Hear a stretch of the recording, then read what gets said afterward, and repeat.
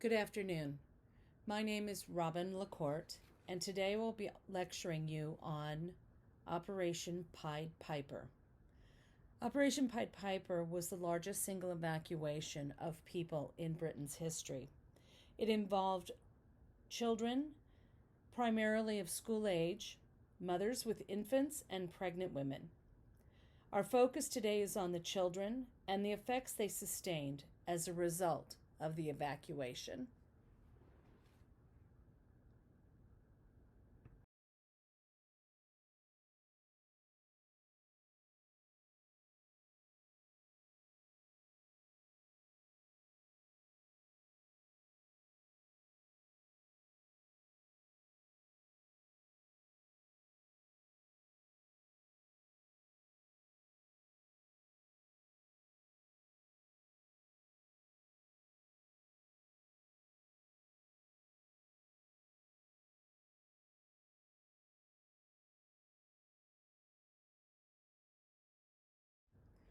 On August 31st, 1939, the operation was given the go-ahead.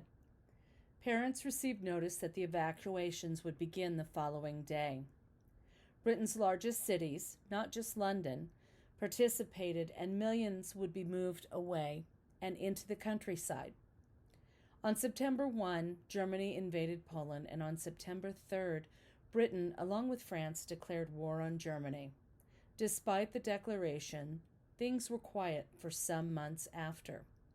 The locals began to call this time the Phony War and considered bringing their billeted children home. They were discouraged from doing so, despite the quiet before the storm.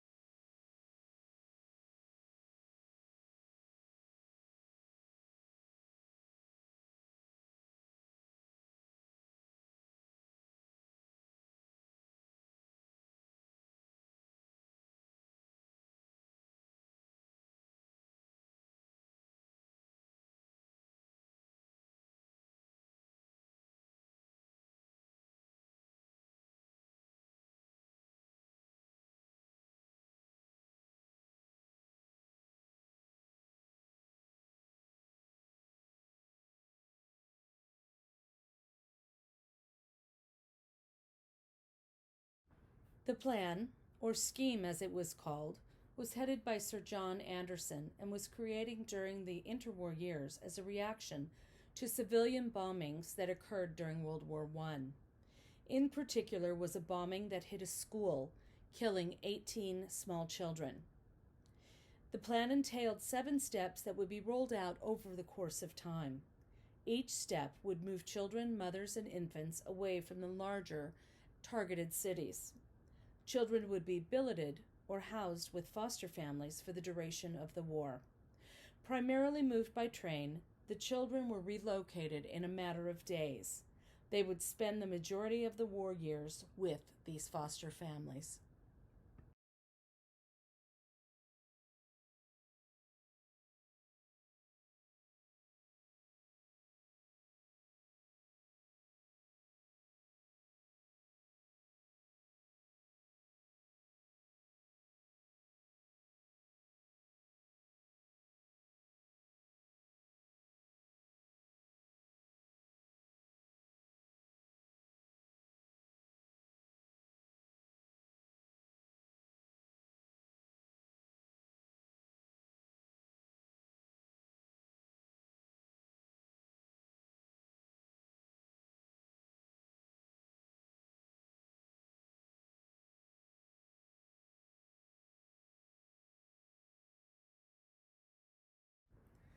Britain wasn't the only country evacuating their children.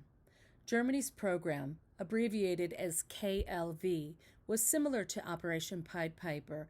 However, the ideology was different. The British plan was created to protect children and remove them from certain harm during bomb raids. Germany's plan was less about protecting the children and more about following the ideological goals of the Third Reich. Finland engaged in battles with Russia and Germany over the course of the war, removed their children to Denmark and Sweden for protection.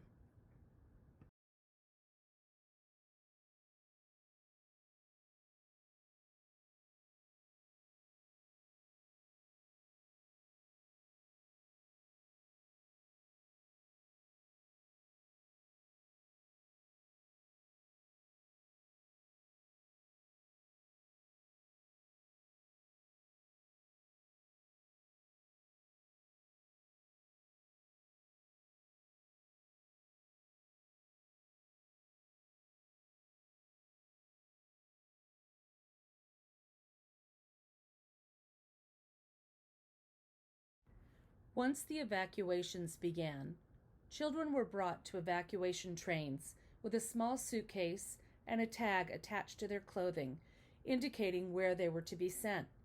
A quick goodbye, and they boarded the trains to begin their journey. Upon arrival in their assigned towns, the children would be fed a meal and then chosen by the townspeople, much like choosing team members for a sporting event.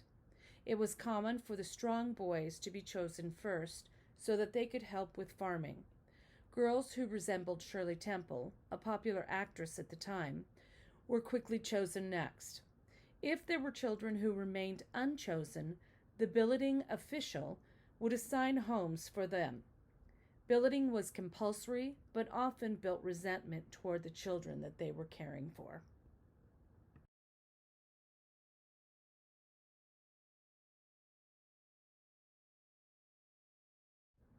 Propaganda was commonly used to encourage cooperation among parents, especially mothers.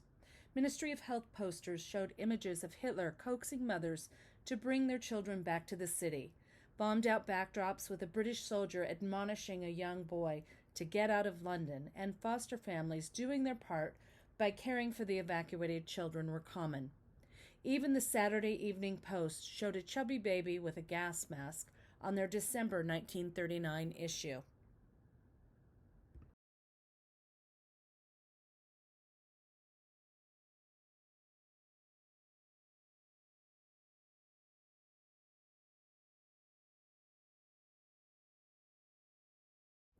As mentioned earlier, housing the children was compulsory, which meant that it was required by law.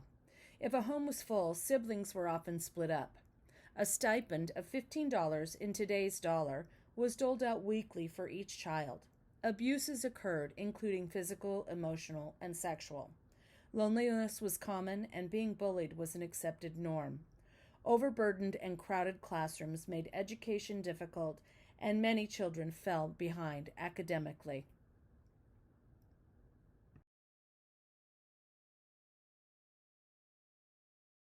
Many children spent the majority of the war years in the countryside. When the war was over, the children began to return to their cities. A whole new set of stressors came into play as the children had adjusted to their foster families, and many were reluctant to leave. Returning to London meant that their playgrounds were now bombed buildings and rubble piles. Rations replaced farm fresh foods, and stressed mothers and fathers, if they returned, had little time to reacquaint with their children. Some children were orphaned during the war, and others were simply not wanted. Described as the lucky ones, the children often felt anything but lucky. They returned to distracted parents, unstructured educational systems, and destroyed infrastructures. Often they were left to fend for themselves.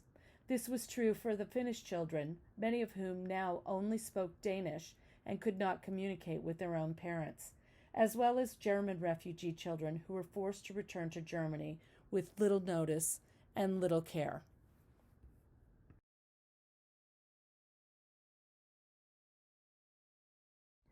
The children of Operation Pied Piper, as well as other evacuees and refugees, carried the memories of their experiences into adulthood. Their oral histories describe traumas and abuse, but for some there is gratitude. Most experienced some level of trauma or abuse, however, few chose to speak about it immediately after the war years. It is only with renewed interest from family, community, and historians that they begin to share these stories of their lost childhoods during World War II.